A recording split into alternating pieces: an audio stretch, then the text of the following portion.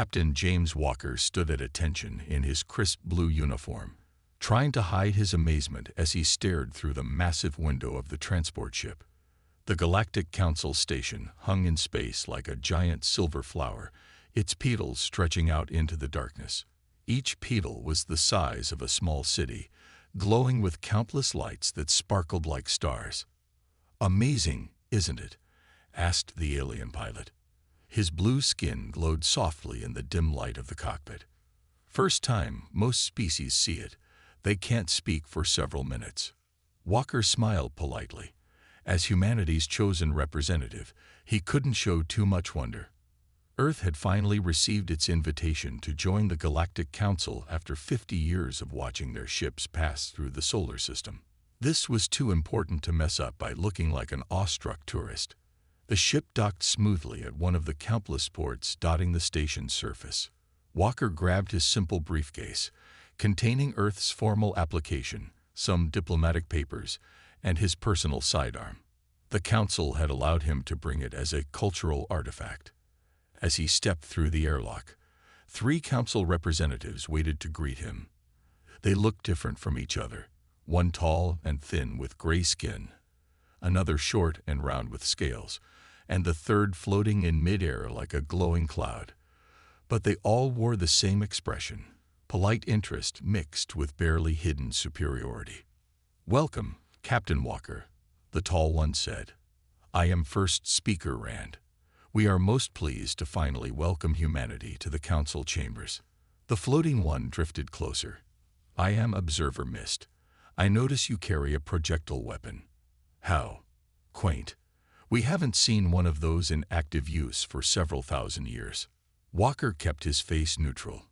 "It's standard diplomatic protocol for Earth representatives to carry a sidearm. I understand if you prefer I leave it in my quarters." "Oh no," the scaled one said, trying not to laugh. "Please bring it to the council meeting. Many members have never seen a working chemical propellant weapon before. It will be quite educational." The alien scales rippled with amusement. As they walked through the station's gleaming corridors, Walker noticed something interesting. Every security checkpoint had the same type of shimming barrier, energy shields that looked like heat waves in the air. The guards carried weapons that looked like smooth tubes, occasionally glowing with different colors. They reached a large set of doors made of some kind of white metal. First Speaker Rand turned to Walker. "Before we enter the council chamber, perhaps you would satisfy our curiosity. Our scans show your weapon uses small metal projectiles propelled by a chemical explosion. Surely Earth has developed energy weapons by now." Walker nodded. "We have basic plasma and laser weapons in development, but we find traditional firearms more reliable and effective for most situations." All 3 aliens exchanged looks that clearly said primitive species to each other. The floating Observer Mist made a sound like wind chimes. Probably a laugh. "Well, you'll learn soon enough," the scaled one said. "Modern combat happens at the speed of light. Imagine bringing a stone spear to a space battle." The doors swished open to reveal the council chamber. It was a massive room with rings of seats rising up like a giant bowl. Hundreds of different alien species sat watching as Walker entered. Many had devices held up to their eyes, probably recording this historic moment. Walker walked to the center platform, setting his briefcase down carefully. He could hear murmurs and more of that wind chime laughter as the aliens noticed his holstered pistol. Looking up at the assembled council, Walker remembered something his grandfather once told him. Sometimes people get so caught up in moving forward, they forget to watch their step. As the council leader began the formal greeting, Walker studied the chamber's security systems. Energy shields. Every single species had developed the same basic technology for defense. Not a single physical barrier in sight. How interesting. The council might be laughing now, but Walker had a feeling they might learn some surprising lessons about primitive technology very soon. The weapons testing range looked like something from a science fiction movie.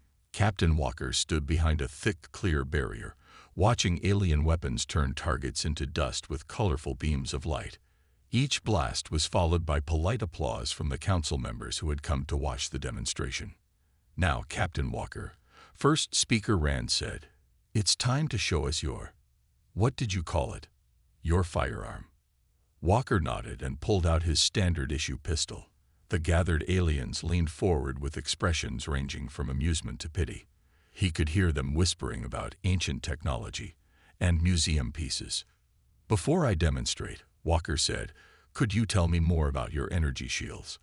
I notice every species here uses similar technology." Observer Mist floated closer to the barrier. "Of course. Our shields are designed to stop any threat moving faster than light speed. Even primitive plasma weapons are blocked. No offense, but your little metal pieces won't even register to our defensive systems." Walker looked thoughtful. "What about slower objects?" The Scaled Council member laughed. "Slower? Why would anyone use slow weapons? Modern combat is all about speed. Our shields can stop objects moving at millions of meters per second." Walker turned to face the target, a simple metal plate protected by a standard energy shield. He raised his pistol, and several aliens actually covered their hearing organs, expecting some kind of explosive noise. The gun's report echoed through the range. The bullet struck the energy shield and passed right through it, leaving a neat hole in the metal target behind. Silence fell over the watching crowd. "That's impossible," someone whispered. The shield was active. Walker turned to first speaker Rand. "Your shields are impressive. They stop anything moving at extremely high speeds, but regular bullets, they're just too slow to trigger your defenses." The aliens began talking all at once. Walker caught fragments of conversations. "How did we miss this? A simple velocity gap in the shields. But no species has used such slow weapons in thousands of years." Observer Mist drifted down to examine the target more closely. "Fascinating. Our defensive technology evolved to stop energy weapons and high-speed projectiles. We never considered slower attacks." Walker nodded. "On Earth, we have a saying. Sometimes the old ways are the best ways. We didn't abandon projectile weapons when we developed energy weapons. We kept both, understanding that different tools have different uses." First speaker Rand looked troubled. "But surely energy weapons are more advanced, more civilized." "More advanced doesn't always mean more effective," Walker said, reloading his pistol. "Would you like to see another demonstration?" This time, the aliens watched with serious attention as Walker fired again. The bullet passed through the shield like it wasn't even there, adding another hole to the target. "Impossible," the Scaled Council member muttered. "Our ships, our stations, everything is protected by these shields." Walker kept his voice calm. "Perhaps we could work together. Earth's weapons technology might seem primitive, but it clearly has advantages you hadn't considered." First speaker Rand raised a hand for silence. "Captain Walker, I believe we need to reconsider our initial assessment of Earth's military capability. Would you be willing to share your weapons technology with the Council?" "That's why I'm here," Walker said. "Earth wants to join the galactic community. We have much to learn from you, but maybe we have something to teach as well." As the Council members continued their excited discussion, Walker noticed something odd. The guards at the door had shifted position, moving their energy rifles aside and watching his pistol with new respect. It seemed the Council was finally starting to understand that progress didn't always mean abandoning the past. Sometimes, the oldest solutions could solve the newest problems. Walker smiled slightly. This weapons demonstration was just the beginning. He had a feeling the Council was about to learn a lot more surprising things about primitive human technology. The private meeting room aboard the station was small but comfortable. Captain Walker sat across from Lieutenant Maria Ross, his weapons specialist, who had just arrived from Earth with additional equipment for their extended stay. The walls hummed softly with the station's energy fields. "You should have seen their faces, Maria," Walker said, cleaning his pistol on the table between them. "They've spent so long thinking newer means better that they forgot to check for basic flaws." Maria nodded, her eyes bright with excitement. "I've been studying the shield specifications they gave us. It's actually quite amazing. They've created perfect defenses against their own weapons, but never thought to defend against anything else. She pulled out a tablet and showed Walker a simple diagram. Look here. Their shields are designed to stop anything moving at extremely high speeds. Energy weapons, plasma bolts, even their own projectiles, all moving at near light speed. But a regular bullet, it's like trying to use a jet fighter to catch a paper airplane. Walker leaned back in his chair, too slow to trigger the shield response. Exactly, Maria said, pulling out several types of ammunition from her case. Standard bullets move at around 370 meters per second. Fast for us, but practically standing still compared to their energy weapons. Their shields don't even detect our shots. She laid out different bullets on the table. And here's the really interesting part. Hollow points, armor-piercing rounds, even simple lead balls. They all go right through.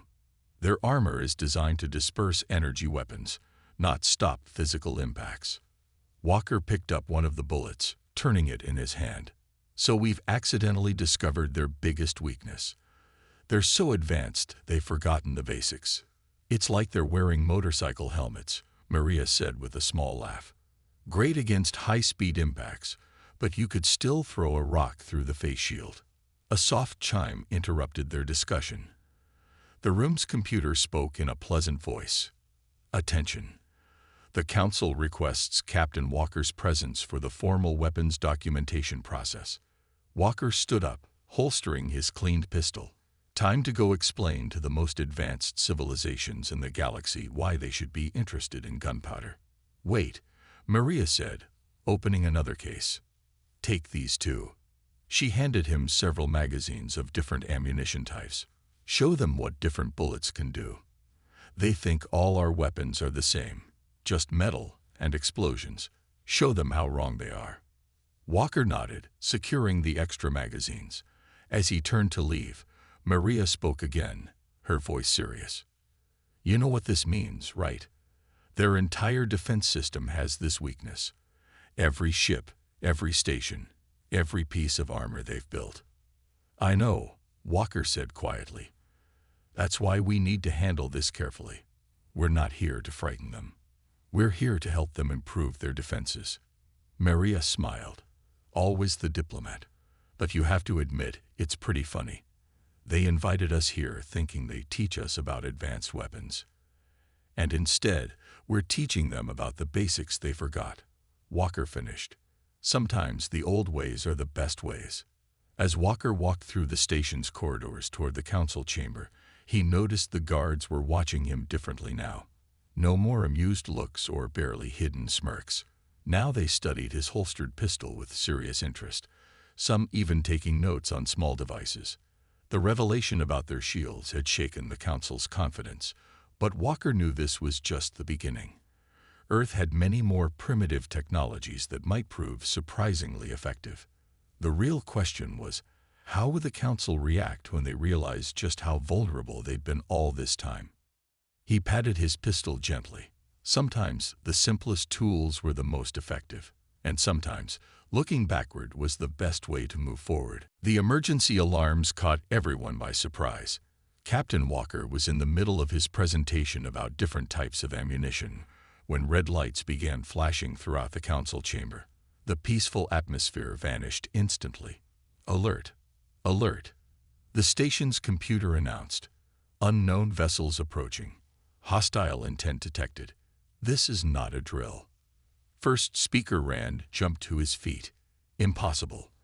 Our security grid should have detected any ships before they got this close. Through the chamber's massive windows, Walker saw 5 black ships appearing seemingly out of nowhere. They looked like giant arrowheads made of dark metal, their surfaces absorbing light rather than reflecting it. Raiders. Observer Mist's glowing form flickered with anxiety. The deep space pirates. But how did they get past our sensors? The first explosion rocked the station. Energy beams of intense purple light cut through space, striking the station's shields. Walker noticed something odd. The raiders' weapons seemed to be passing through the station's defenses more easily than they should. They've adapted their weapons. The scaled council member shouted. They're using a new frequency our shields can't fully stop. More explosions followed. Council members began panicking, some running for the exits while others froze in their seats. Walker saw the station's security forces firing back with their energy rifles, but their shots bounced harmlessly off the raiders' shields. Everyone stay calm, Walker shouted, his military training taking over. He grabbed his communication device. Lieutenant Ross, are you reading this? Maria's voice came through clearly. Already on it, Captain. Our team is geared up and ready. These raiders are using modified shields, stronger against energy weapons than the Council's standard ones. Walker turned to First Speaker Rand. Sir, my security team can help, but we need your permission to engage. The First Speaker looked confused. Your projectile weapons, against their advanced shields. That's... Another explosion cut him off. Through the smoke, Walker saw the first raiders boarding the station. They were tall figures in black armor, carrying weapons that pulsed with that same purple energy. Their shields might be stronger against energy weapons, Walker said quickly, but I bet they never thought to protect against primitive bullets either. Understanding dawned in Rand's eyes. Permission granted, Captain. Save our people. Walker was already moving. Maria, deploy the team. Standard firearms only. Looks like they've copied the Council's basic shield design. Focus on critical areas. On it, sir. Maria responded. Team 2 is heading to protect the power core. Team 3 is moving to secure the medical bay. The first raiders burst into the Council chamber, their weapons glowing. The Council's security forces fired back with their energy rifles, but the raiders' enhanced shields held firm. The raiders laughed. The sound distorted through their helmets, until Walker drew his pistol and fired. The bullet went straight through the lead raider's shield like it wasn't even there. The raider fell, clutching his arm where the bullet had struck. His companions stared in shock at their fallen leader. Impossible, one of them shouted. Our shields are perfect. Walker's next shot answered the claim, dropping another raider. The rest dove for cover, suddenly realizing their perfect defenses meant nothing against these simple projectiles. Through his comm, Walker heard similar reports from around the station. Maria's voice was calm but pleased. All teams reporting successful engagements. Raiders falling back from multiple sections. They don't know what to do against bullets. Sir. The Council members watched in amazement as the primitive human weapons turned the tide. The raiders, for all their advanced technology, had made the same mistake as everyone else. They'd forgotten about the basics. Walker reloaded his pistol, watching the remaining raiders retreat in confusion. First Speaker, he said, I believe we should continue our discussion about Earth's military technology. After we deal with this situation, of course. First Speaker Rand nodded slowly, staring at Walker's simple pistol with new respect. Indeed, Captain, I believe we have much to learn from Earth's traditional approach to defense. Lieutenant Maria Ross crouched behind a fallen piece of wall, her rifle ready. Around her, the station's elegant corridors had turned into a battlefield. The air smelled of smoke and ozone from the raiders' energy weapons. 4 members of her security team waited beside her, their weapons trained on the corridor ahead. Movement, whispered Tom, her spotter. 3 raiders approaching, using their shields as cover. Maria smiled grimly. Those fancy energy shields wouldn't help them here. She switched to the station's general communication channel. This is Lieutenant Ross. All station personnel, stay behind solid cover. Do not rely on energy shields against the raiders. Through her earpiece, she heard Captain Walker responding from the Council chamber. Status report, Lieutenant. Raiders are trying to reach the station's power core, she replied, watching the enemy advance. They don't know we're here yet. Permission to demonstrate why that's a bad idea. Granted, Walker said. Show them what Earth's primitive weapons can do. The raiders moved forward confidently, their black armor gleaming under the emergency lights. Their shields created a slight shimmer in the air. impressive technology that was about to prove useless. On my mark, Maria whispered to her team. Standard ammunition only. No need to waste the special stuff on their paper shields. Her team grinned at the joke. The raiders reached the intersection. One of them spoke, his voice distorted through his helmet. No resistance here. These fools don't know how to fight without their precious energy weapons. Mark, Maria said softly. 5 rifles fired at once. The sound echoed through the corridor, something the raiders had probably never heard before. Their shields did nothing to stop the bullets. 2 raiders went down immediately, while the third stumbled back in shock. What was that? The last raider shouted, looking at his fallen companions. Our shields are still up. How did they? Maria's next shot answered his question. The raider collapsed, clutching his leg where the bullet had struck. Station Security Command. This is Ross, she reported, moving forward with her team. Corridor 7 is clear. 3 raiders disabled, none dead. Requesting medical team for prisoners. Similar reports began coming in from around the station. The human security teams, once mocked for their outdated weapons, were systematically clearing the station of raiders. The attackers' superior shields and energy weapons meant nothing against simple bullets. Lieutenant, Tom called out. More raiders coming. Bigger group this time. They're using physical barriers. Maria nodded approvingly. At least they learned fast. But not fast enough. She switched channels. Captain Walker, they're adapting.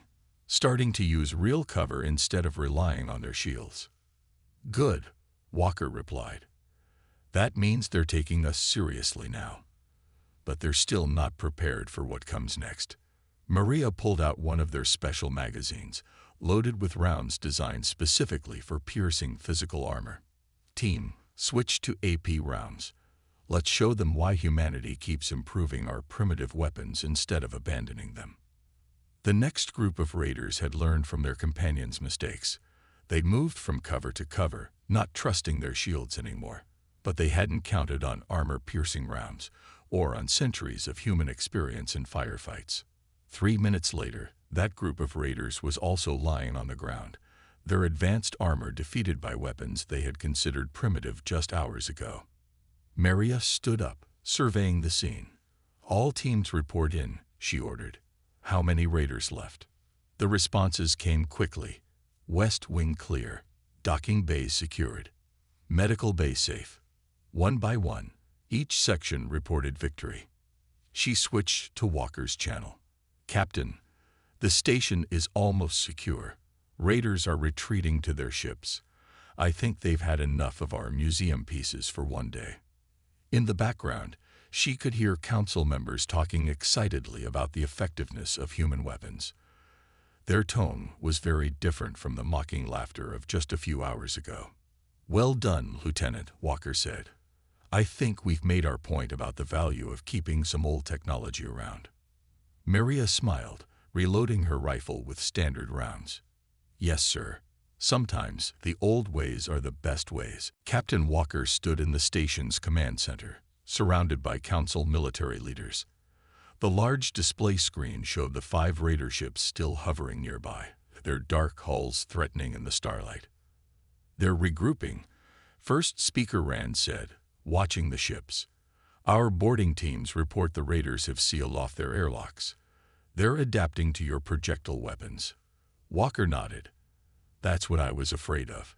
Soon they'll modify their shields or develop physical armor. We need to end this now. Observer Mist floated closer to the display. But how? Our ships can't get close. Their enhanced shields are too strong against our energy weapons. Then let's try something different, Walker said. He touched his communicator. Lieutenant Ross, how's our little project coming along? Maria's voice came through clearly. Ready to go, sir. We've modified 6 council shuttles exactly as planned. Teams are standing by. Walker turned to the council leaders. We need your permission for a joint operation. My teams have an idea, but we'll need your pilots. The scaled council member leaned forward. What are you planning? Walker pointed to the display. The raiders think they know what we can do now.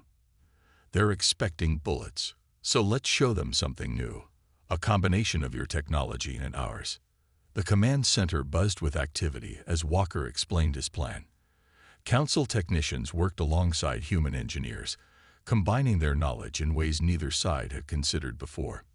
20 minutes later, 6 council shuttles launched from the station. Each one carried a mixed crew. Council pilots handling the advanced flight systems, while human security teams manned specially mounted weapons. "This is Shuttle 1, the lead council pilot reported. Approaching raider vessels. Their shields are up.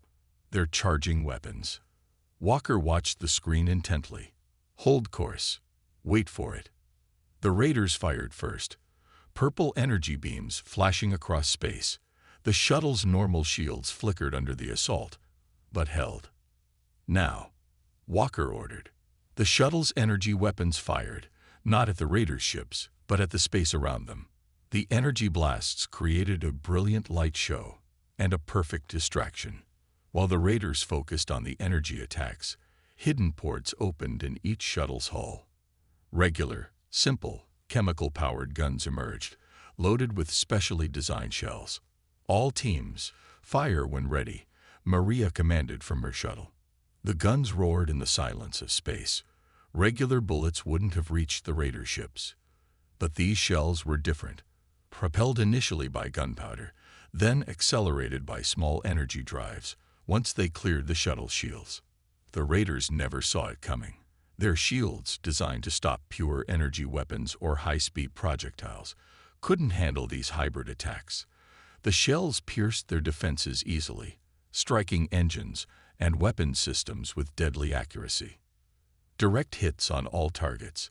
Shuttle 3 reported. Their shields are failing. The raiders' formation broke apart as they tried to deal with this impossible new weapon.